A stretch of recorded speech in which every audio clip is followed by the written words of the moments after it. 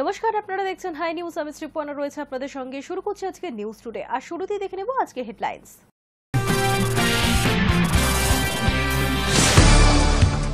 22 September থেকে দেশে শুরু হচ্ছে সাশ্রয়ী উৎসব।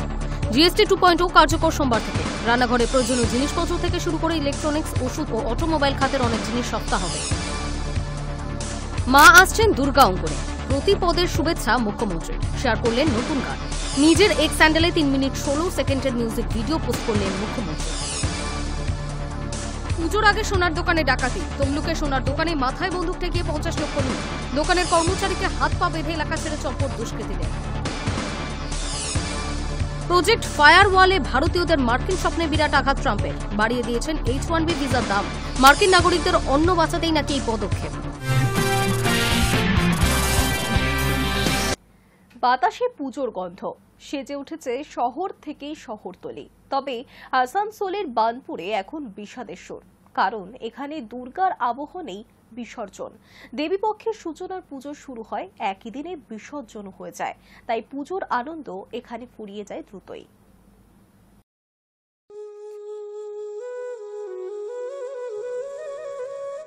বাতাসে পুজোর গন্ধ।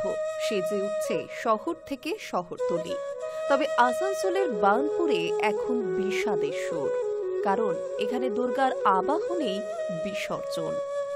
দেবীপক্ষের সূচনায় পুজো শুরু হয়, একই দিনে বিসর্জনও হয়। একই দিনে বোধন থেকে দশমী এবং ঘট বিসর্জন। তাই পুজোর আনন্দ এখানে ফুরিয়ে যায় দ্রুতই। দামোদরের তীরে বার্নপুরের ধেনুয়া গ্রাম। সেখানে কালীকৃষ্ণ আশ্রম। 1937 সালে এই আশ্রমের প্রতিষ্ঠা হয়।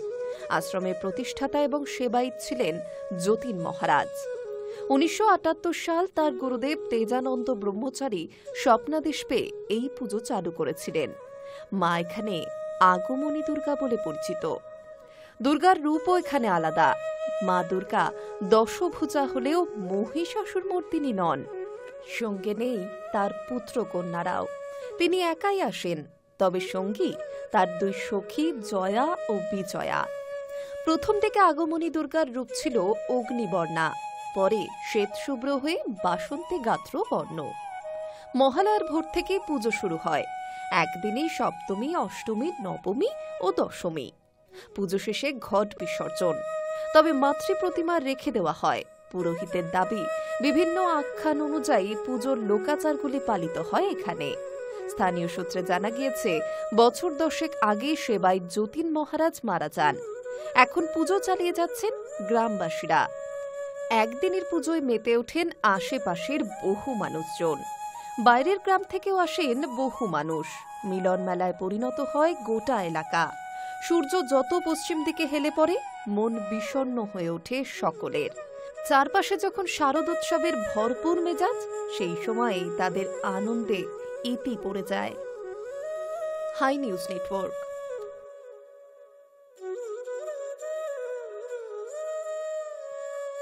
দীঘার জগন্নাথ মন্দির এবার নদিয়ার তাহিরপুরে। এক চোখ ধাঁধানো মণ্ডপ তৈরি করেছে তাহিরপুরের ক্লাব সম্মেলনী। এবারের পুজো তাই শুধু দেবী দর্শন নয়, সঙ্গে থাকবে এক বিশেষ স্থাপত্য ভ্রমণের অভিজ্ঞতাও।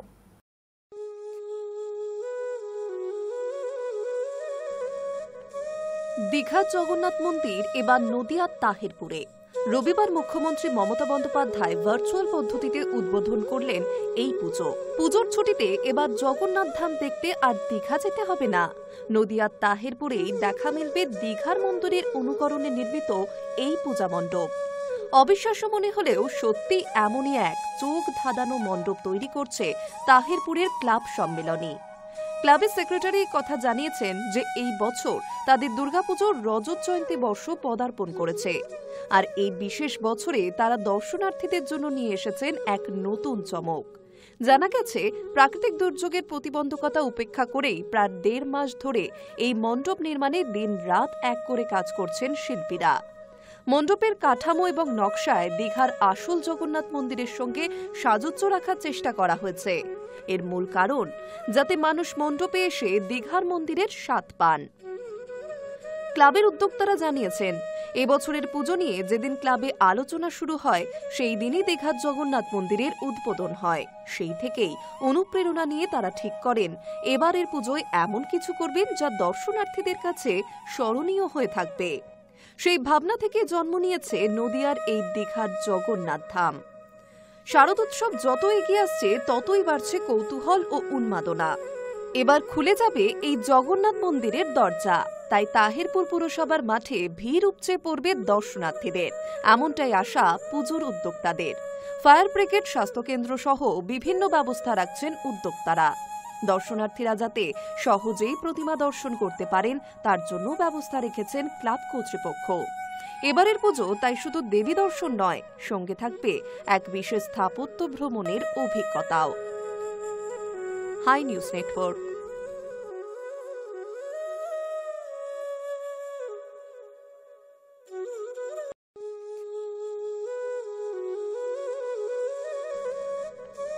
দীঘার জগন্নাথ মন্দির এবার নদিয়ার তাহিরপুরে।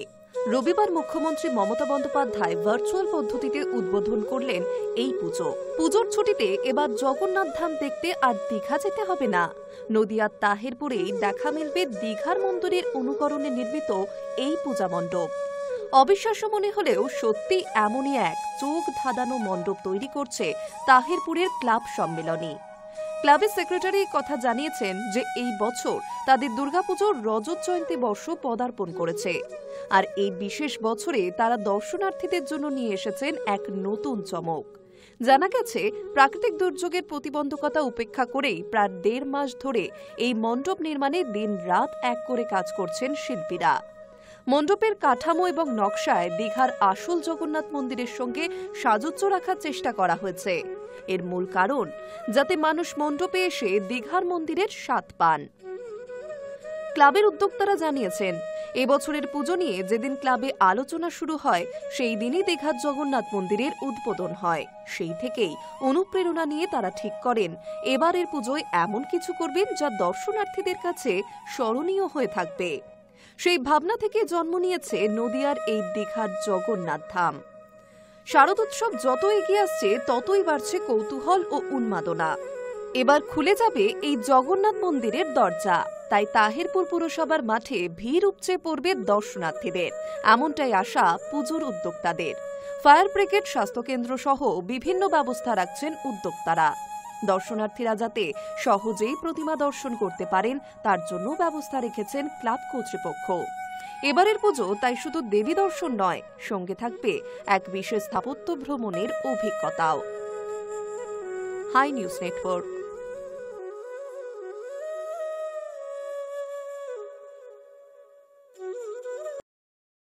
প্রধানমন্ত্রী নরেন্দ্র মোদী জানিয়ে দিয়েছিলেন সোমবার অর্থাৎ 22শে সেপ্টেম্বর থেকেই দেশে শুরু হচ্ছে সাশ্রয় উৎসব। জিএসটি 2.0 কার্যকর হচ্ছে সোমবার থেকেই।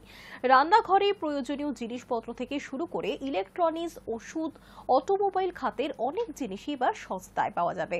জিএসটি সংস্কারের অংশ হিসেবে প্রায় 375টি জিনিসের ওপর কম জিএসটি হার কার্যকর করা হয়েছে। মহালয়ার দিনে প্রধানমন্ত্রী নরেন্দ্র মোদী জানিয়ে দিয়েছিলেন সোমবার অর্থাৎ 22শে সেপ্টেম্বর থেকে দেশে শুরু হচ্ছে সাশ্রয় উৎসব। জিএসটি 2.0 কার্যকর হচ্ছে সোমবার। রান্নাঘরে প্রয়োজনীয় জিনিসপত্র থেকে শুরু করে ইলেকট্রনিক্স, ওষুধ ও অটোমোবাইল খাতের অনেক জিনিস সস্তা হবে। জিএসটি সংস্কারের অংশ হিসেবে প্রায় 375টি জিনিসের উপর কম জিএসটি হার কার্যকর করা হয়েছে। দেখে নেওয়া যাক কোন কোন জিনিস রয়েছে সেই তালিকায়।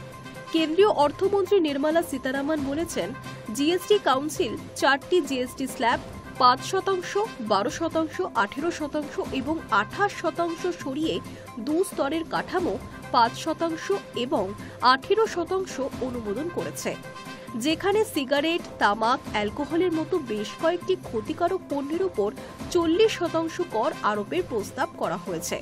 এই নতুন জিএসটি কাঠামো নিয়ে প্রধানমন্ত্রী বলেছেন এর ফলে নিত্য প্রয়োজনীয় জিনিসপত্র সস্তা হবে এবং অর্থনীতি চাঙ্গা হবে। দেখে নেওয়া যাক জিএসটি 2.0 আওতায় যে সমস্ত জিনিসপত্রগুলি সস্তা হবে। 1. দুধ, কফি, কনডেন্স মিল্ক, বিস্কিট, মাখন, কর্নফ্লেক্স, 20 লিটার বোতলজাত পানীয় জল, শুকনো ফল, ফলের পাল্প বা ফলের রস, ঘি, আইসক্রিম, জ্যাম এবং জেলি, কেচাপ, স্ন্যাক্স, পনির, পেস্ট্রি, সসেজ এবং মাংস এবং নারকেলের জলের মতো খাবারের দাম কমবে। 2. এছাড়াও শেভ করার পর lotion, face cream, face powder, চুলের তেল, shampoo, shaving cream, talcum powder, toothbrush এবং টয়লেট সাবান বারের দামও কমতে পারে। 3. ইলেকট্রনিক্স বিভাগে এয়ার কন্ডিশনার, ডিশওয়াশার, টেলিভিশন এবং ওয়াশিং মেশিনের দামও কমবে। 4. সাধারণ মানুষের জন্য ওষুধের দামও কমবে। ডায়াগনস্টিক কিট এবং গ্লুকোমিটারের মতো চিকিৎসা সরঞ্জামের উপর জিএসটি 5% কমানো হয়েছে, যা দামও কমাতে পারে। জিএসটি সংস্কারের আলোকে সরকার ইতিমধ্যেই ফার্মেসিগুলিকে তাদের এমআরপি পরিবর্তন করতে অথবা কম দামে ওষুধ বিক্রি করার নির্দেশ দিয়েছে। 5. Salon, fitness centre, fitness club, saloon এবং যোগব্যায়ামের মতো শারীরিক সুস্থতার পরিষেবাগুলির জন্য জিএসটি হ্রাস করা হয়েছে, যা মানুষের উপকারে আসতে পারে। 6. সিমেন্টের উপর জিএসটি 28% থেকে কমিয়ে 18% করা হয়েছে, যার ফলে বাড়ির দাম কমবে বলেই আশা করা হচ্ছে। জিএসটি সংস্কারে সবচেয়ে বেশি সুবিধাভোগী হয়েছে অটো সেক্টর, যেখানে সেস সহ কর 35 থেকে 50% থেকে কমিয়ে 40% করা হয়েছে। উল্লেখযোগ্যভাবে জিএসটির হার হ্রাসের ঘোষণার পর থেকে আমুল, HUL, লরিয়াল এবং হিমালয় সহ বেশ কয়েকটি ব্র্যান্ড তাদের পণ্যের দাম কমানোর ঘোষণা করেছে। অটো ব্র্যান্ডগুলিও 22 সেপ্টেম্বর থেকেই কার্যকর হার কমানোর বিষয়ে কোনো দ্বিধা করেনি। High news network.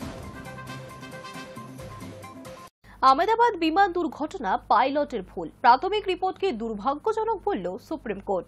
কেন্দ্র এবং ডিজিসিএ কে নোটিশ সুপ্রিম কোর্ট। প্রাথমিক তদন্তে এয়ার ইন্ডিয়ার বিমান দুর্ঘটনার দায় পাইলটের উপরে চাপিয়েছিল তদন্তকারীরা।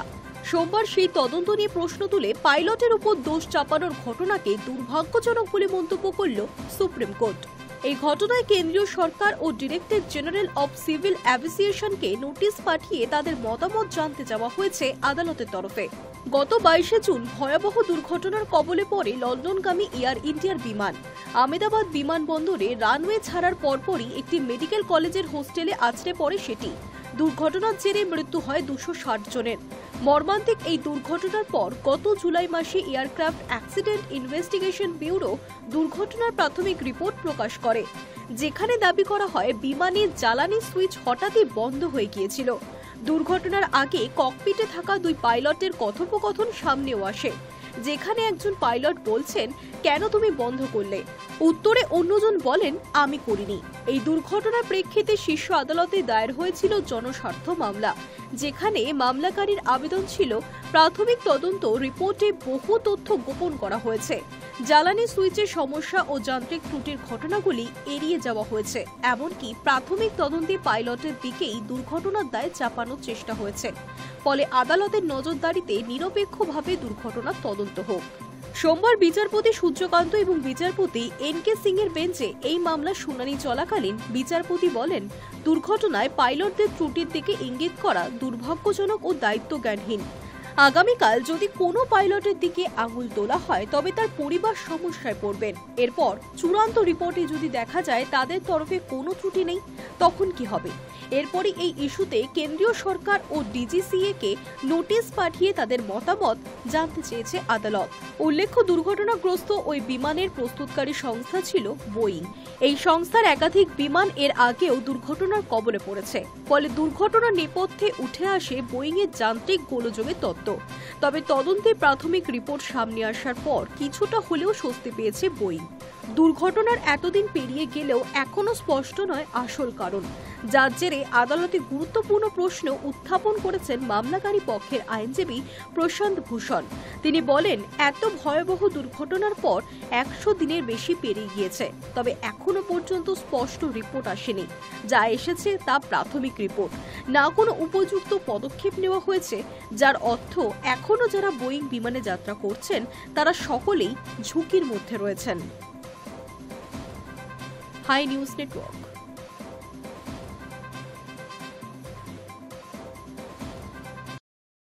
দেবীপক্ষের মাঝে রাজ্যে আসছেন কেন্দ্রীয় স্বরাষ্ট্রমন্ত্রী অমিত শাহ। যাবেন দু জায়গায় পুজো উদ্বোধন সূত্রে জানা যাচ্ছে যে চতুর্থী অর্থাৎ চলতি সপ্তাহে শুক্রবার রাজ্যে আসতে চলেছেন অমিত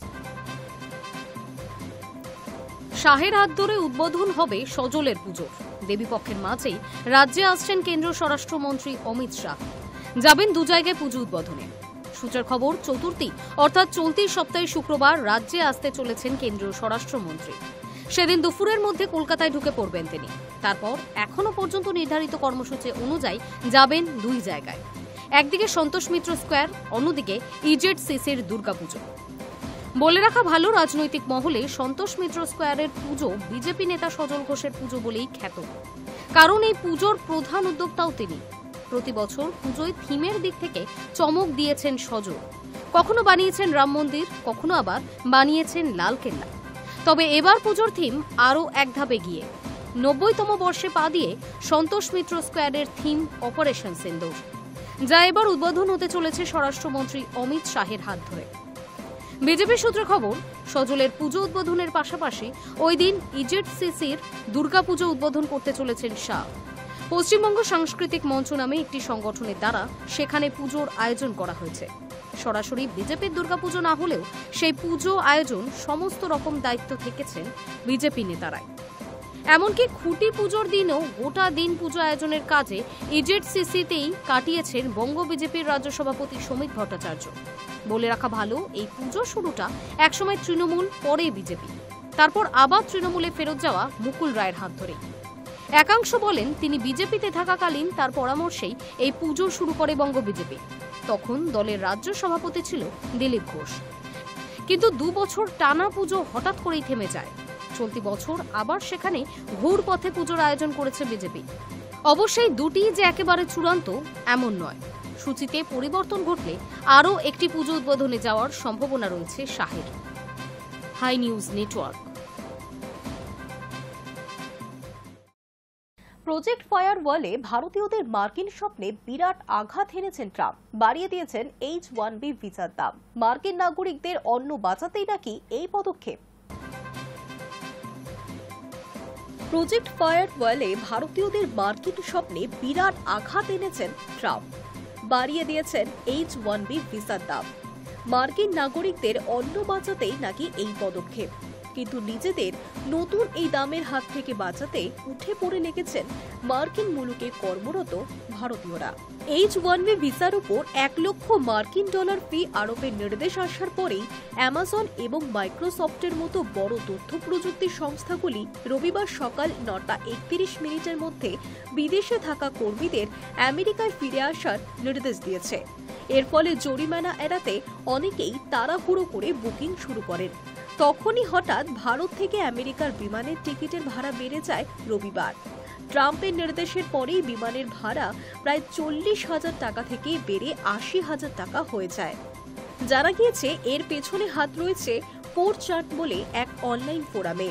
এই ফোরামের ব্যবহারকারীরা ভারতীয়দের মার্কিন মুলুকে আসা ঠেকাতে বিমানের টিকিট ব্লক করার চেষ্টা করছেন বলে জানা গিয়েছে। এই ফোরামের ব্যবহারকারীরা টিকিট সংরক্ষণ করেছেন কিন্তু টিকিট কাটছেন না, যার ফলে নতুন ক্রেতারা টিকিটও পাচ্ছেন না, কারণ টিকিট সংরক্ষিত দেখাচ্ছে। পাশাপাশি বেড়ে যাচ্ছে টিকিটের দাম। ট্রাম্পের বক্তব্যে 2 ঘন্টার মধ্যে নয়াদিল্লি থেকে নিউ ইয়র্কের জন এফ কেনেডি আন্তর্জাতিক বিমানবন্দরের টিকিটের দাম 37,000 টাকা বেড়ে দেওয়া হয়েছে প্রায় 80,000 টাকা। এই ফোরামের কর্মকাণ্ডকে অপারেশন ক্লগ দ্য টয়লেট বলছেন তারা। নিজেদের ফোরামে একটি ছবি পোস্ট করেছেন। সেখানে বিস্তারিতভাবে লেখা হয়েছে কিভাবে ভারতীয়দের টিকিট কেনা আটকানো সম্ভব। সেখানেই বলা হয়, অনলাইনে ভারতের যে কোনো বিমানবন্দর থেকে আমেরিকার বিমানবন্দরের মধ্যে টিকিট খুঁজে সেই আসন সংরক্ষণ করতে হবে, কিন্তু টাকা দিয়ে বুক না করলেও চলবে। কারণ বিমান সংস্থা টাকা না পেলেও 15 মিনিট ওই আসন সংরক্ষিত করে রাখবে। মাগা সমর্থকদের এই 15 মিনিট নিজেদের কম্পিউটারে ওই স্ক্রিন খুলে রাখতে হবে এবং বারবার একই কাজ করতে হবে। ফোরামের পোস্টে বলা হয়েছে, ট্রাম্পের ঘোষণার পরে ভারতীয়রা জেগেছে। তাদেরকে ভারতেই রাখতে চান, তাহলে বিমানের রিজার্ভেশন ব্যবস্থা বন্ধ করে দিন। একজন ব্যবহারকারী লিখেছেন, তিনি প্রায় 100 আসন আটকে দিয়েছেন। এর থেকেই বোঝা যায় মাগা সমর্থকদের এই প্রচেষ্টার ব্যাপ্তি ঠিক কতটা। যদিও পরবর্তীকালে হোয়াইট হাউস জানিয়েছে ইতিমধ্যেই যাদের কাছে এই ভিসা রয়েছে তাদেরকে বেশি টাকা দিতে হবে না, যদিও ততক্ষণে যা হওয়ার তা হয়ে গিয়েছে। ট্রাম্পের নির্দেশের পরেই মেটা এবং মাইক্রোসফটের মতো সংস্থাগুলি তাদের কর্মীদের 24 ঘন্টার মধ্যেই আমেরিকায় ফেরার নির্দেশ দিয়েছে। আমেরিকার বাইরে থাকা বিদেশি কর্মীদের নির্দেশ দেওয়া হয়েছে যাতে তারা ফের আমেরিকা ছাড়ার আগে নতুন নির্দেশের অপেক্ষা করেন। High news network. প্যালেস্তাইনকে সার্বভৌম রাষ্ট্র হিসেবে আনুষ্ঠানিক স্বীকৃতি দিয়েছে ব্রিটেন, কানাডা এবং অস্ট্রেলিয়া। আর এই ঘটনায় এবার ক্ষুব্ধ হয়ে উঠলেন ইসরায়েলের প্রধানমন্ত্রী নেতানিয়াহু। জানালেন এই পদক্ষেপের মাধ্যমে সন্ত্রাসবাদীদের পুরস্কার দেওয়া হয়েছে। একই সঙ্গে তার হুঁশিয়ারি, প্যালেস্তাইন কখনোই রাষ্ট্র হবে না।